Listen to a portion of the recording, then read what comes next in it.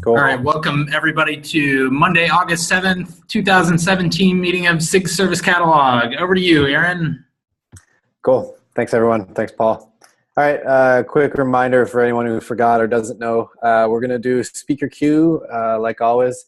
So if you've got something you want to add to the discussion, please type in the chat plus hand. I just did a little example there. I'll keep track of you with my high-tech speaker queue equipment, paper and pen.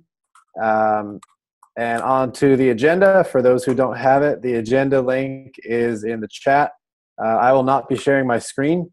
If someone else wants to, that's fine. Otherwise, I think that we're all good.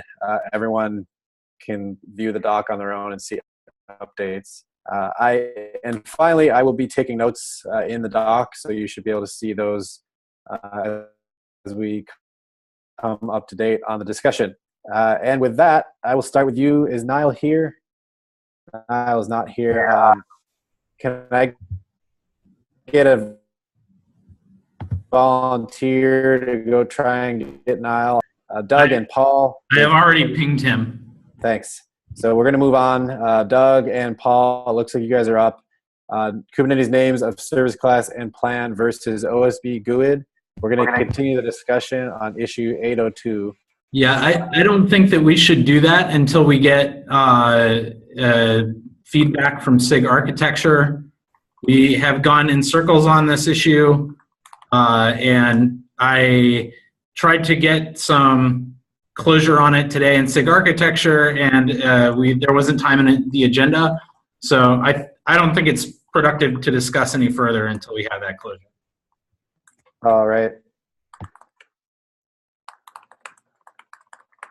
All right, I took that as a note. So the next thing up then is Doug with issue number, let's see, this is 1010, further discussion on user-provided services. Doug, why don't you go ahead and take it away? Okay, so I just pasted a link. Hand already up. I just pasted a link into the chat with the latest version of my proposal, which I like to avoid trying to talk about too many things at once with this issue. So I want to try to focus just on what an end user does to create a user-provided instance. And my latest proposal is basically, from an end user perspective, exactly what they do today. They specify user-provided service as the class name. They specify the credentials as parameters, exactly like today. The only difference is plan now becomes optional instead of having to hard code the word default. So that's the only change I'm proposing for right now, is just make plan optional, and that's it. Cool. All right, Paul, you had your hand up, so go ahead. Yeah, so that is not actually the only change that this would represent. Unless I misunderstand something about this, let me make sure that I'm debating the right position. So I think, Doug, that you are saying that these values for service class and plan now become special in the API and do not actually require a broker. Accurate? No. As a first step, I'm perfectly okay with doing what Ville was suggesting, which was there is a service class called user-provided service or whatever, and we can figure out whether it gets pre-populated or pre-deployed or whether we still force people to do it manually or not. I think that's a secondary discussion to just trying to fix the UX issues I was having around creating an instance. Okay, so let me address a couple things about this. It is not, okay, let me try to pick this apart into the different facets. So if we have these special names in the API, they're not special. They are absolutely special. Whether there's a pre-populated service class that doesn't correspond to a broker or not, they are special, right? Paul, I apologize. I got to stop you. You're not characterizing what I said. Hey guys, let's try to use the hand system so that we can get complete thoughts here. Okay. So can I finish my thought, please? Yeah. So let me tell you guys what's going to happen. So Paul, I want you to finish your thought. Doug, I know you have a hand up, so you're next in the queue. And Kibble, I have Kibbles and then Vile after that in order. Did I miss anyone's hand for this discussion? Speak now. Okay. Paul, please continue. Go ahead. Okay, so I think that what I will do is I will try to address this by way of an alternate suggestion, and I will try to articulate why I think my alternate suggestion is better. Is that I do not think that it is possible to do in a Kubernetes way to have special names in an API or special resources that are populated somehow during bootstrap of this component. Here's my alternate suggestion, is that there should be a union type that expresses where a service instance comes from, and there are two options. One option is from a service class and a plan that is provided by a broker, a real broker. The other option is for a user-provided service, okay? And in the case of a service class and plan, this would hold the coordinates that we eventually decide on, whether those are the Open Service Broker ID or some other name to address the service class and plan. In the case of a user-provided service, it would hold a secret key reference to where the credentials are supposed to come from. The reason that I think that this is better is that it doesn't rely on special resources being created, which I think is good, because what happens if someone alters that particular resource somehow, or there's a problem where that resource isn't created?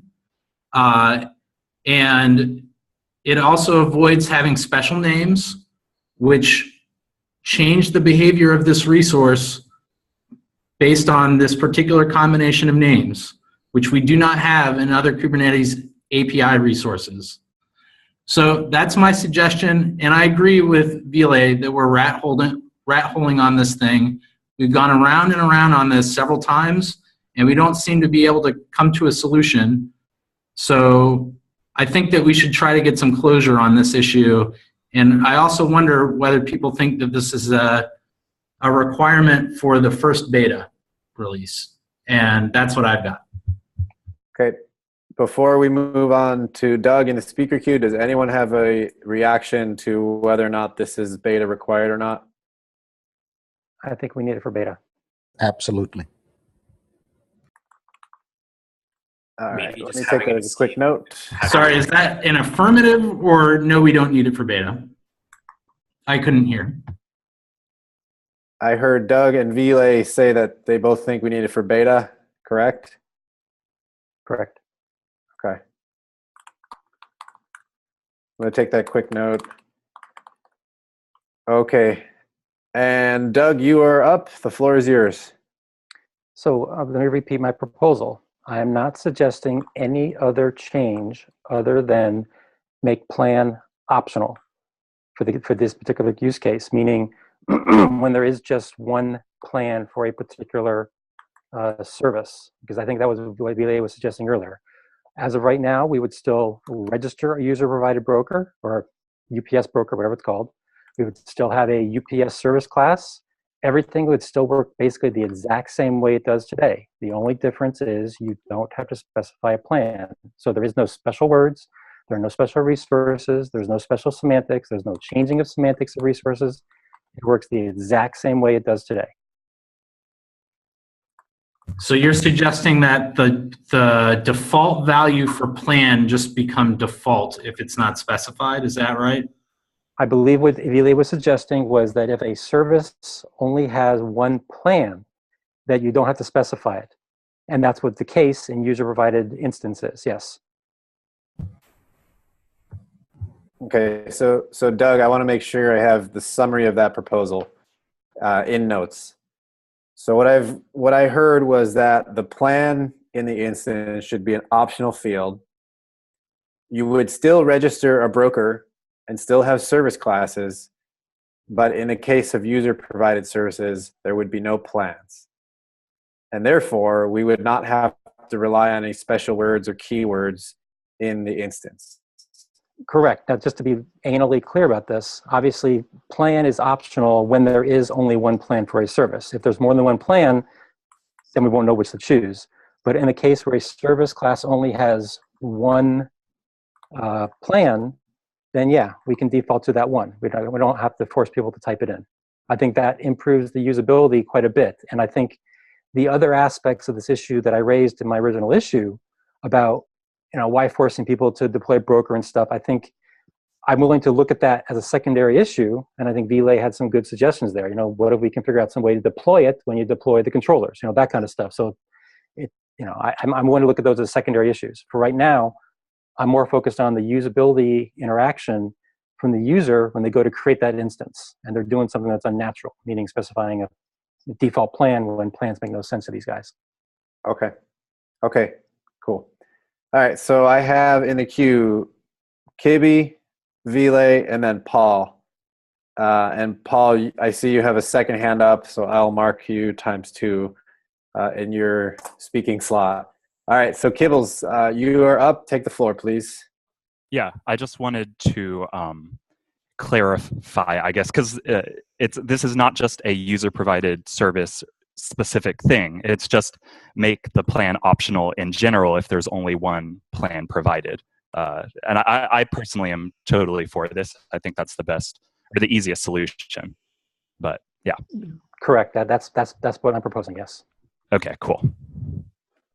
All right. So Cables, I want to make sure I got this. You are +1 on making the plan optional in the instance if there is a single plan in the service class.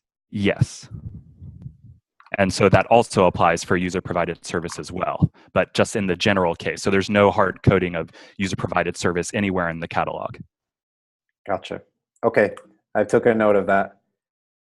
Vile, you are up. Please take the floor. Yeah, so I just want to make sure that we addressing the case of whether we need it for the beta. The answer is yes, because there are plenty of use cases where people want to be able to rely on legacy services. So that's why I think it's something that we need. Second of all, as far as addressing the how do we solve this problem, I feel like we are kind of straying down both, especially that's why I was saying about the rat holing, is talking about resource naming and everything else. I really feel like we need to step back and saying, what are the important reasons about these user-provided services for the end user?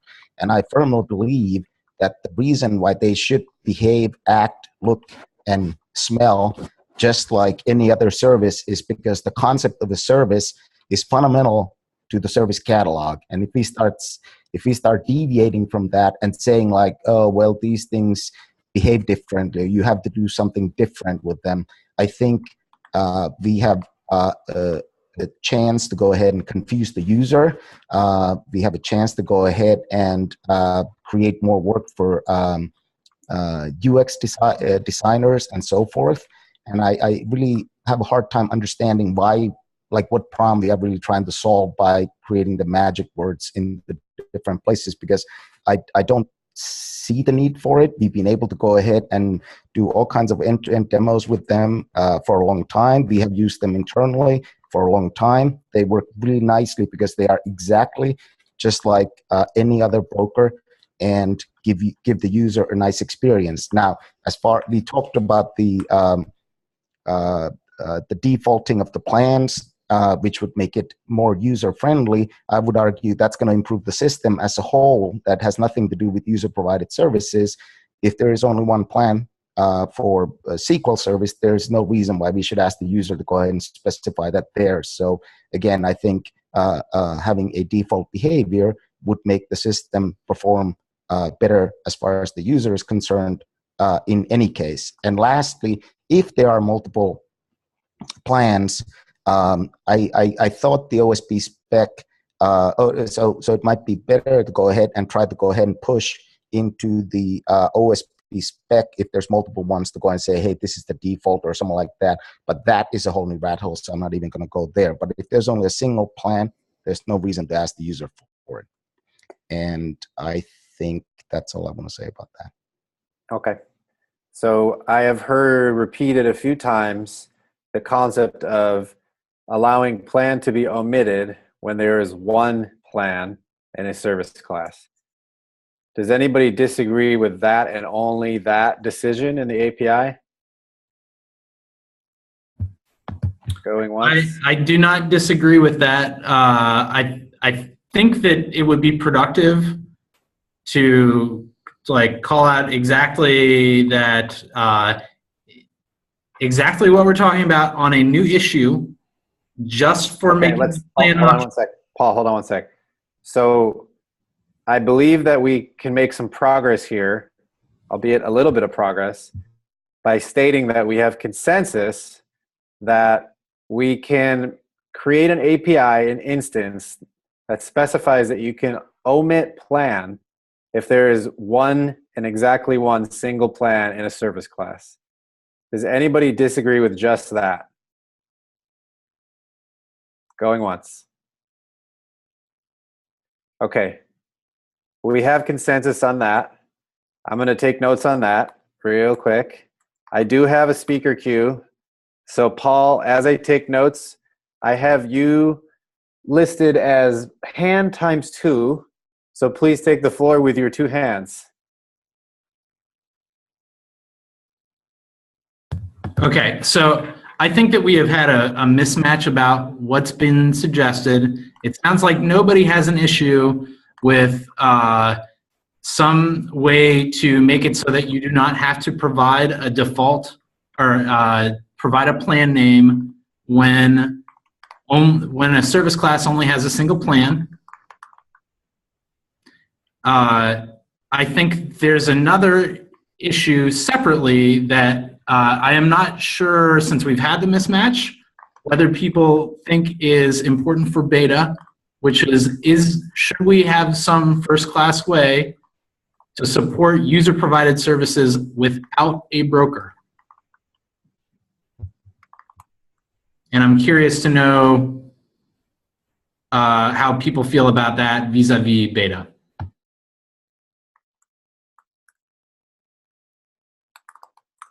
Anybody have answers, reactions, objections, anything? I'm super curious about this stuff, but I just don't know much about it. Like, what would be the interaction point then for actually creating an instance of something if you don't have a broker? I think that's the salient point that we have some disagreement on. So this is actually my first time hearing about UPSs. So super curious about like what has actually been discussed so far, or like what has been the discussion so far. Okay, so Jimmy, in the interest of moving this discussion forward, I'm going to have to continue with the speaker queue. And I can talk to you offline and help you get up to speed on That sounds great. this entire discussion. So just please ping me after this meeting is over at around 2 p.m. Pacific, and we'll talk, okay? Thanks. Great. Okay, so next up in the queue, I have you, Doug. And by the way, Doug, I've also volunteered you to create an issue for the single plan omission consensus that we just created. So cool. Thanks in advance for that. Go ahead, Doug. I appreciate you volunteering me. That's cool. Thank you. No, I just raised my hand basically because you asked me to take Jimmy's question, which was, what is the use case or original issue behind all this? And, whoops, sorry, thing dropped on my ear. So Jimmy, if you look at the top of this issue, I think it's issue 1010. When I was playing with the walkthrough, there were two. Hey, Doug, let me interrupt for a second. Yeah. So I just told Jimmy that I would be happy to get him up to speed after this talk or after this meeting. Would you be willing to take that over from me and get him up to speed after the meeting instead? Oh, sure. I thought it was a slightly different topic, but yeah, I'm perfectly happy to do that. Okay, that'd be great. So Jimmy, can you link up with Doug after this meeting? Will do. Thanks. Okay, thank you. All right, so we've got Martin and Vile left on the speaker queue.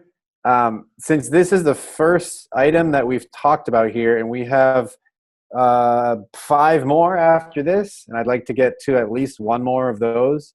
I would like to limit the speaker queue to these 2 people, and if anyone has reactions to what the next discussion will hold, please put your hand up. I will get you onto the queue. Thank you, Martin. I'll get you onto the queue, but we're going to move on and then come back to this after we get to the next item, okay? So, all right, so we've got we've got some activity here. So Martin, it looks like you put your hands down. So then we've got Mr. Ikos, otherwise known as Vile. You have your hand up, so please take the floor. Yeah, I mean, it seems like we should really try to understand why a user-provided service should be a first-level concept. Like, what problem does that solve? If it's just a matter of implementation detail or whatever else. If we can at all model them as just another broker, I think we can all agree that it will make the controller, aka the service catalog, cleaner and easier to implement if there are no special anythings in it. So instead of, I feel like there's a couple of times as of late where we get together a technical proposal, but we are not articulating super clearly what problems we are trying to solve. And it seems like we are making good progress on this issue because we are chipping away at very specific problems at any given time. Like the default one is a good example, and I think it was good that we made some progress on that. The second part is sort of kind of, okay, well, what is the problem with the UPS broker? And I know, for example, the one thing we heard is like, well, the user has to install it. Again, I feel like that is something that can be addressed in a different manner, but it would be good to go and have a list of problems that we are trying to solve instead of jumping into the solution right away. I hope I covered everything, Martin, that you were expecting to say, because you just gave away your hand. So you can use that hand to slap me later. He had 2 hands up, so you're going to get a double slap. What a heroic sacrifice that Martin Ganholm has made for this group. Giving away parts of his own body, amazing. Truly inspirational. So Vile, I've summarized what you just said as it would be nice to have UPS, the user-provided service concept, as just another broker in some way, so that conceptually this model is the same to the implementation and to the user as a non-user provided service. And also it feels like, you said it feels like we're trying to solve a lot of problems that we haven't actually defined yet. So of course we should try to define those problems first. Okay. So Vile, did I get anything incorrect or miss anything first of all? Nope, that is exactly right. Okay, great. Thank you. I am happy to report that there are no other hands up. I know we still need to make some progress on this particular item, and we will, but just not right now. I would like to move on to the next point, which is issue number 801, broker update semantics, and that's you, Doug. So please take it away. Just a quick, I guess you could call it a point of order. Okay. You said there are still outstanding issues. What's the outstanding issue? Well, I've only found that in these notes, what I recorded is that we only have consensus on omitting a plan, the plan field from the instance. Right. If there is a single plan in the service class. My understanding is that we still need to do work on the user-provided service front. And also the only action item that we have created out of this item is for you, Doug, to create an issue for the plan field omission topic that we just talked about. Okay, so just so you know, from my point of view, once a PR is merged that does what we just agreed to, this issue should be closed. Okay, so just to confirm, if someone omits the plan field from an instance, the default will be the one and only plan in the service class. However, the consensus we made didn't include a case where there were no plans in a service class. Does that still satisfy you, Doug? I'm not sure you can't have a service class without a plan, I'm thinking. Okay, so it sounds like you're satisfied. Doug, Yeah. when you create that issue, we can have continuing discussion on the issue if we need to. we may not need to come back to this point then, which is a good thing. And with that, let's move on to issue number 801. And Doug, why don't you explain what that one's all about? Yeah, so this one, hold on, let me get the link. So there's a link to the issue, and in particular to the proposal that's in that issue. Hold on a minute, let me look at it myself. So this issue deals with how to handle the case where, hold on a minute, where we're doing a broker update and plans have vanished, basically. And the issue, the proposal talks about what to do, not just when the plan vanishes, but when the service vanishes.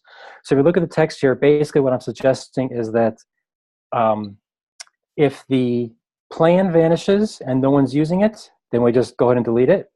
If the plan vanishes, but someone is using it, then we mark it for as inactive or mark it for deletion. That's an implementation detail. But in essence, we make it so that you can't use it any further.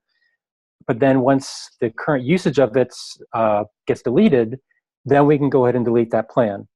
And basically do the exact same thing for services themselves. You can't, once a service vanishes, existing uses of that service can continue to work, but you can't create new ones. And then once those uses go away, then the service itself will eventually be deleted. And I believe Paul was okay with that proposal, and he actually might have gotten someone from Red Hat to start looking at actually implementing it. But then today I realized that we never actually, I don't think anyway, talked about it on this call. So I wanted everybody in the group to be aware of it and to make sure that everybody's okay with that general direction. Okay, so we have Paul as a +1 on the proposal. Does anybody else have reactions, comments, objections to this proposal? Going once? Okay, so we have a solid proposal that we have consensus on then. Has anyone volunteered to start implementation on this proposal? I have somebody that can staff this at Red Hat. Okay, Paul, I'm going to give you an action item then to start staffing it and maybe give us an update in a few design meetings. Sounds fantastic. Thanks. So Aaron, can you also document in the notes that we have agreement on the proposal, just so people watching from home can see it? Yep, absolutely. Thank you.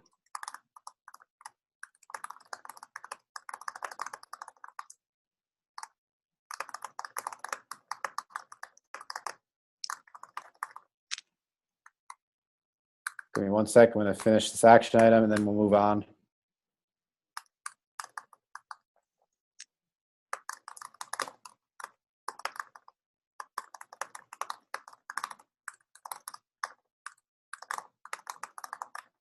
All right. The next item up is from me. This is a proposal on the behavior and API surface for relisting a broker. So that would be triggering the controller manager of service catalog to do another call to the get v1 API, the v1/catalog API. If you look on the doc, the original issue for this is issue number 705. And the proposal that I wrote for this is issue number 1086. The proposal that I wrote is basically a formal specification. It's a formalization in the specification format of the issue, which again is number 705. So I see that there's a ton of response on the proposal, number 1086. I'm going to open the floor. Sorry, Doug, yeah, V2. I'm going to open the floor here. We've got Paul with a hand up. So Paul, why don't you take the floor? I'd like everybody else to think about your reactions to this as well. I know that there are some. So please put your hands up while Paul's talking if you have them. Paul, go ahead. Yeah, I think as far as the API surface for describing whether something should be relisted manually or on a duration, and if on a duration, what the duration should be, it sounds like we have agreement on that. I talked to some folks that are very knowledgeable about API mechanics last week about this, and the idea for the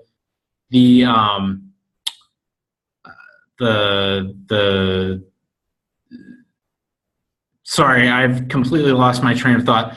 The idea for how we should indicate that a user had requested a manual relist was something that there were some suggestions on, which I'm happy to go into detail about now. I have not had a chance to write them down in the issue yet, but the takeaway was that so we currently use these checksum things that we calculate in the API server to know when we've reconciled the latest state of an object spec. That was my brainchild, and I learned something about Kubernetes when I started this discussion with these folks, that there is a mechanism that's more conventional that is a lot less complex, which is that there should be, or is that the object meta type has a generation field, and we could implement the semantics around the latest version of the spec, which does tie back to this problem, as follows.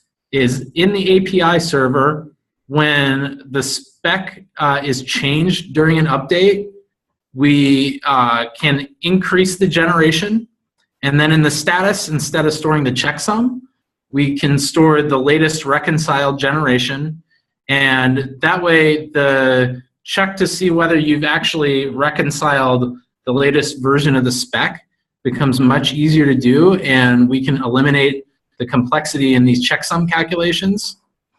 And this pertains to the manual relist by virtue of the fact that you could add a field that said that basically you could treat however you wanted.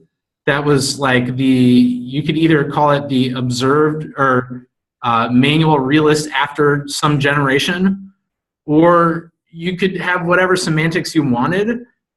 Basically just give you something to update when you wanted to bump the generation, which would activate the controller's reconciliation behavior. So I don't know if people understand that. I'm curious to know if that makes sense to people. It seems a little simpler to me than what we currently do with the checksum, and seems like a way that would dovetail nicely with the manual realist semantics that we've discussed as a requirement. So before we go there, Paul, I'll bring that up in just 1 second. What I heard from you first is that we may have consensus on the API surface. So before we go into the implementation, of which there's a lot to discuss, does anybody disagree with the API surface as presented in issue number 1086? Going once? Okay. So I will put it in the notes that we have consensus on the API surface.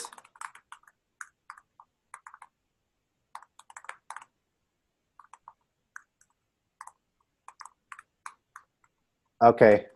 Now next up then, we have a lot of implementation detail. So Paul's question was, does anybody have questions on any of the implementation stuff, particularly around the generation that he just described? So Doug, you have a hand up. Before I get to your hand, I want to hear if anyone has questions on the implementation. Going once. Okay. All right, Doug, your hand's up, so take the floor. Yeah, just a quick question. The sync sub-resource, what is the actual type of that sub-resource? Is it just like a Boolean or something, and whenever someone tries to set it, it's just the action of doing a set on it is the trigger, or what's going on there? Just trying to understand how that works. Those were the semantics that I think we had originally had in mind. I'm not sure if we need the sub-resource anymore at all. Actually, if we move to using the generation like I described, we could have a porcelain command basically just took the value of this field that holds the that is basically a marker for whether a resync has been requested, and just bump that value or flip it or change it in literally any way, and the controller would do the right thing. So I want to make sure I understand what you said there, because it sounds like what you're saying is, let's say the current value of generation is 5. Someone, if they want to force a resync, they set it to, say, 0, and that would force it, right? Sorry, I clicked off of the window to go to unmute. Yeah, and I mean we could project some semantics on it, right? So if we still wanted to do a sub resource, we could have that set that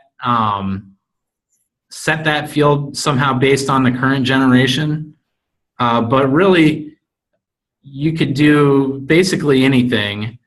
We don't actually have a precedent for this type of thing in Kubernetes right now, as far as I know, except with the exception that the deployment resource has a paused field in its spec that you set as a user when you want to do multiple things to it before the controller should re-reconcile it.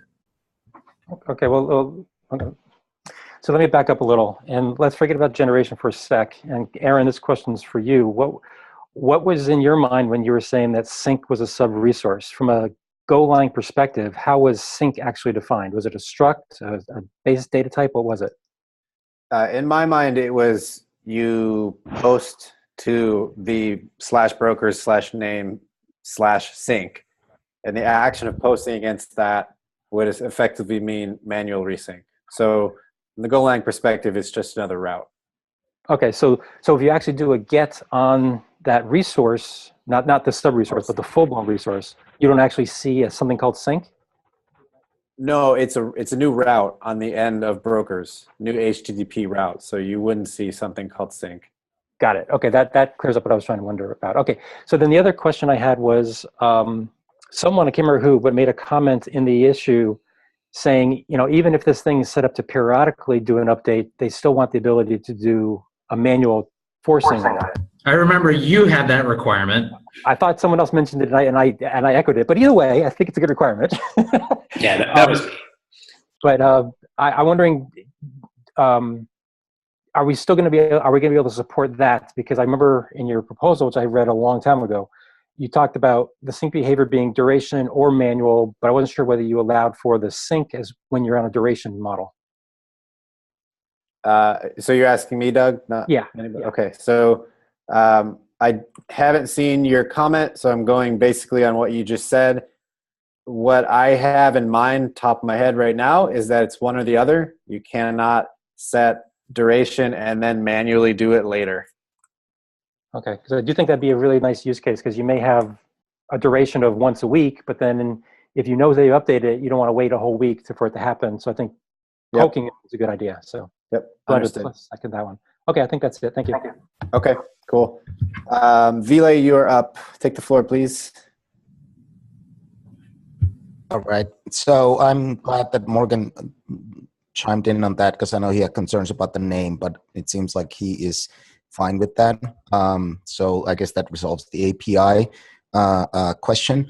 I basically was mainly concerned about error handling on things when things blow up, and just tightening up the wording a little bit. So there was like, if you set the duration on, say, once a week, would it mean that on failure we would just give up and try again in a week, which seems not exactly probably right. It's and then we should probably also go and specify what would happen. Like, will we then try 5 times? Will we try 10 times? Do we do exponential backoff? So forth. And I was a little bit curious about how do we communicate some of these statuses to the user. It seemed a little bit confusing on how exactly the status was communicated, but maybe I just need some examples there. Yeah. Cool. So Vili, I can address some of I can say a few of my thoughts. I'll take off my impartial facilitator hat for now. I didn't write this in the proposal, obviously. One thing that I thought was we keep the existing mechanism for error reporting and the existing mechanism for retry. So the existing mechanism for error reporting would be in the condition. And I actually don't know for sure if the existing mechanism for retry exists, but my thought was exponential backoff. And that is all for me. I'm going to put my hat back on. And Paul, sounds like... Cool. Oh, go ahead. Go ahead, Vile. No, but I was going to say, I think that's fine. And I mean, these seem, exponential backup and things like this seem like pretty standard stuff. I just want to get them explicitly typed in, just so that a broker writer, for example, can reason about the state of the system at any given time. If everybody else is super clear on them, that's fine. I just don't like implied assumptions because they basically lead to crappy implementations. And especially as a user of the system, my only concern was coupled with the previous note about, or the previous discussion where Doug was talking about what happens when a service or plan gets changed and things get jotted into inactive and so forth. Like if the broker gets synced in originally, everything goes fine, and then we try to do a resync and we don't get the resync, does that mean that we treat the broker as being in a different state that being like good? Because if we clear the status field, then I think we have no way of knowing what state the broker is currently in, except maybe, for example, syncing or whatnot. So I just want to get those details nailed down on what happens in those cases. And I think we should basically get them into that proposal. Okay. So I have put an action in for myself, Vile, to tighten up wording about the following. Error reporting, how we're going to do retries on duration errors, and then also what are we going to do about failed resyncs. After I do that tightening up, then I will re-add this discussion item to a future meeting. Is that acceptable to you? That sounds fantabulous. Thank you. Great. Okay. Next up is Paul. Okay, so just want to note for the record that the proposal's basically a write-up of a comment that I originally wrote up, and want to express my original intent and then offer some details about the behavior of the controller that can help make this more explicit in the proposal. So I think that if there is a manual, a way to indicate that you want manual only resync, that however we allow you to do that, it makes sense to be usable with the duration. Like it's a very common use case based on the broker authors that I've talked to, that they want like a periodic thing, but then they also want to be able to bump it manually and relist at a specific point in time. And I think that those should be entirely compatible without additional special work. In fact, I think to implement, you'll only reconcile on a duration and never manually is actually a lot more work and maybe even impossible based on what I see the implementation of this to likely be. So secondly, as far as the semantics regarding the question that I saw in the chat about is the interval between the last time the controller looked at it or the last time it was successfully reconciled, to answer that question, the current interval is from the last successful reconciliation of a broker. So that means that if on Monday I try to do it and I can't do it and I keep retrying, and I'll talk about the retry semantics in a moment, and I'm not able to successfully do it until Tuesday, and my interval is 1 week, then next Tuesday I'm gonna do it, not next Monday. So last point, the on exponential backoff, the current retry that the controller implements is an exponential backoff one. So that's currently what's implemented today. We won't have any code changes required for that facet to do exponential backoff. I think it's appropriate in this case. And then actually one last bonus facet, which I've thought of while I've been talking, is that currently what happens if you have a successful reconcile against a broker and then you go to do it again and it doesn't work, you get an error, is the ready condition becomes false.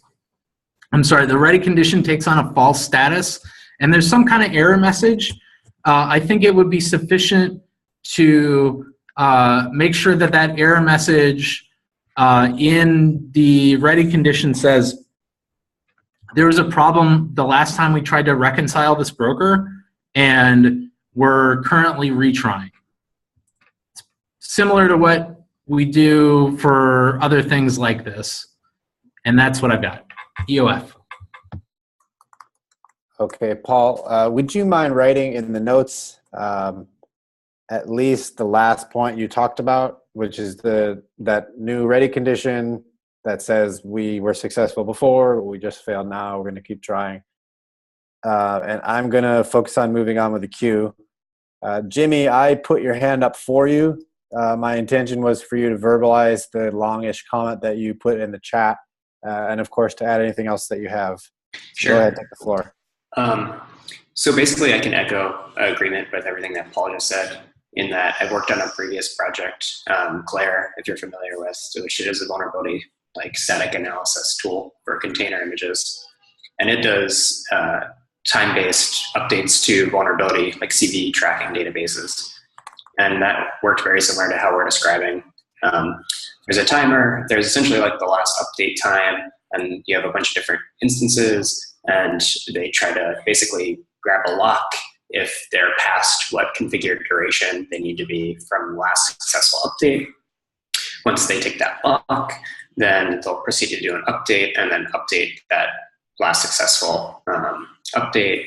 And if they fail, then immediately, like after sleeping for a short amount of time, some other worker instance will come back up and retry. And we have exponential backoff essentially on individual instances and not a whole cluster, which is just interesting to think about as well. But we found this to be a successful model in terms of doing that. But the tricky aspect is then making sure that like you communicate the liveliness of that data.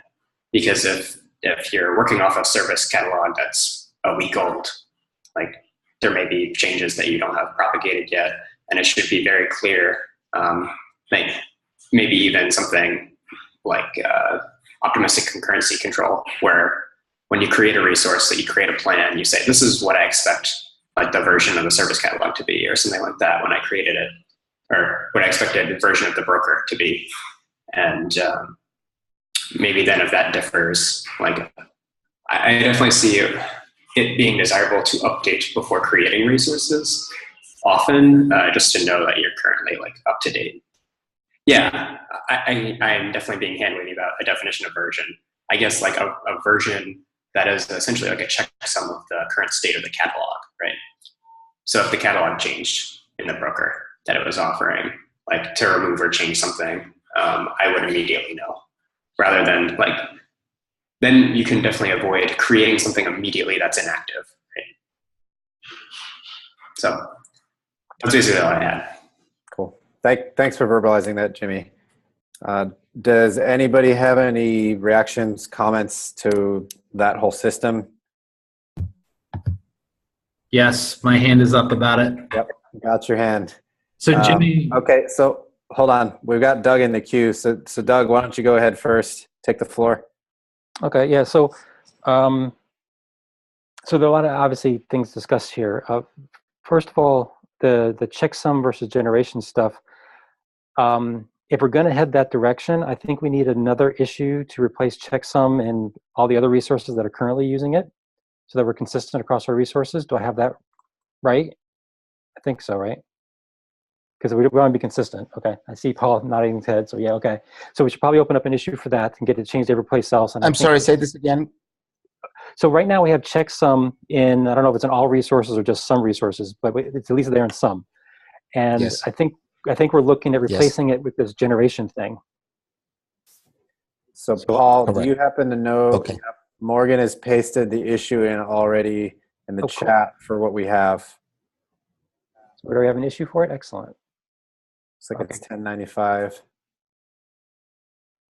Okay, cool. And never mind then. Okay, so we don't need that issue. We already have it. Because the reason I wanted it was because I thought that'd be a good learning exercise to make sure we actually do want to use it on this one as well. So that's all good. The other reason I raised my hand was I feel like during the discussion, we brought up a lot of other possible tweaks to it. I know, Aaron, in the notes, you added some additional things that you wanted to, quote, tighten up or add language about. One of the things I'd like to see added to that list in bold is exactly how the resync is going to happen.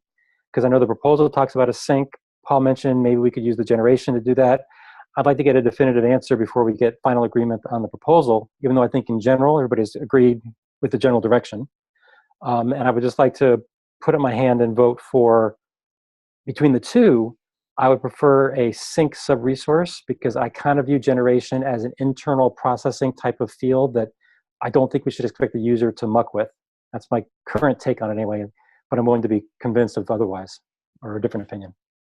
So Doug, I think I take two things, two separate issues out of what you said. So the first one is creating a GitHub issue for generation. Sounds like that one is satisfied in 1095.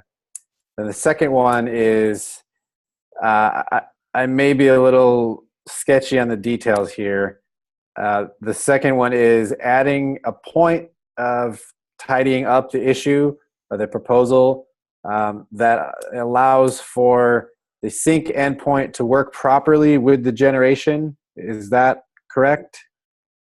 No, I would just like to get some clarity on how the sync is going to happen from a user perspective. Are we going to keep the sync sub-resource as you proposed, or are we going to use the generation field that Paul was suggesting we do?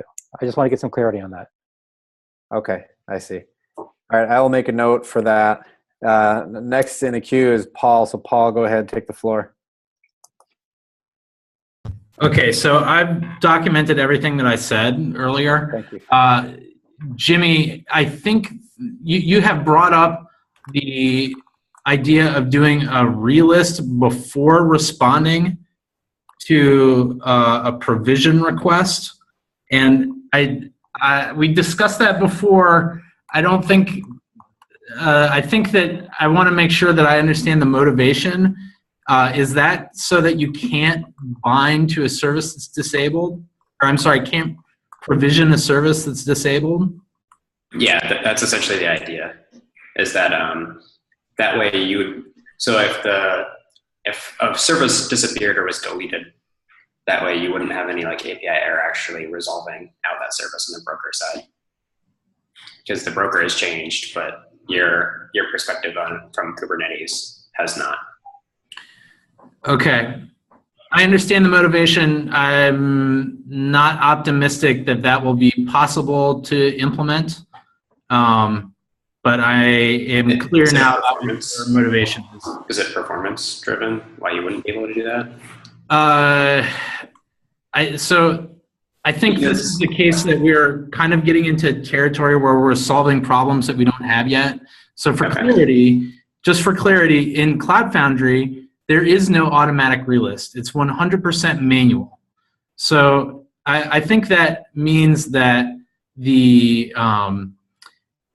removing a plan is something that and removing a service is something that we expect to happen infrequently, to be like an edge case.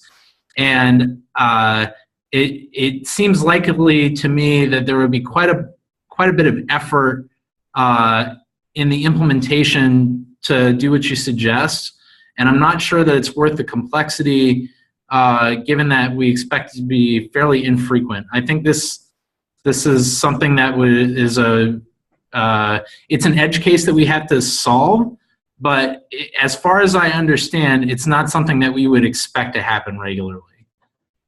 So if I understand this correctly, your argument is basically that people do diligence ahead of time when removing a service, such that they have no instances already.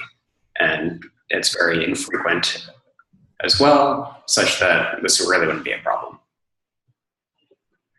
Yeah. I think that makes a lot of sense as well. I guess my thought process was essentially just when you get that failure, the immediate resolution that you're going to do is manually relist, right?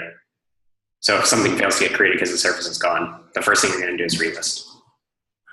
So I just kind of saw it as an optimization. So that is. I'm gonna cut in for a second. Different idea.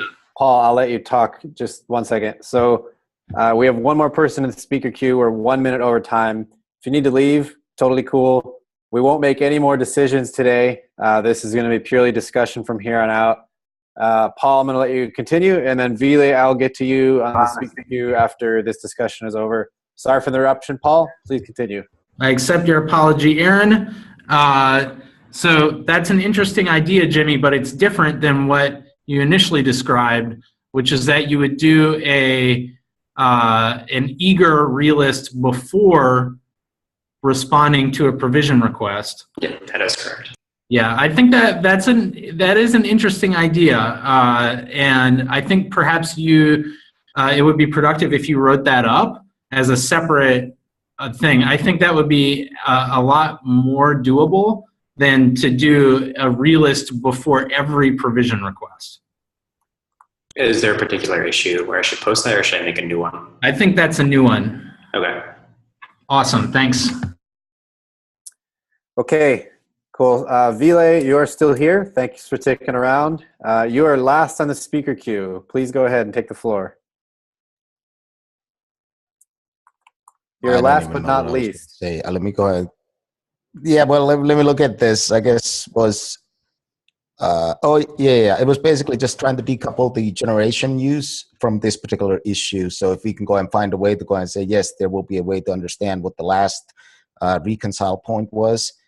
If we can go and say that should be the generation is the proper method to do it in Kubernetes, then it might make the issue easier here. If we can say, okay, this is the generation. I think Doug talked about it, so I don't think I really need to add anything more about it. I can do a detailed write-up on generation tonight. And we should probably talk through that before we keep talking through this one, since they're dependent, probably. I will make a note for that too. Well, actually, Paul, it looks like you made a note already. No additional work until we get generation. I just lost it. Paul, do you mind making a note on that if you haven't already? Yes, I do not remember if I have already made such a note, so I will track it down if it exists, and I will create it if it does not. Great. Okay, with that, I think this was a very productive meeting. We made some headway in a couple different fronts. Thank you all for coming and for staying the extra 3 minutes. And with that, I will see everybody tomorrow. Take care, guys. See ya.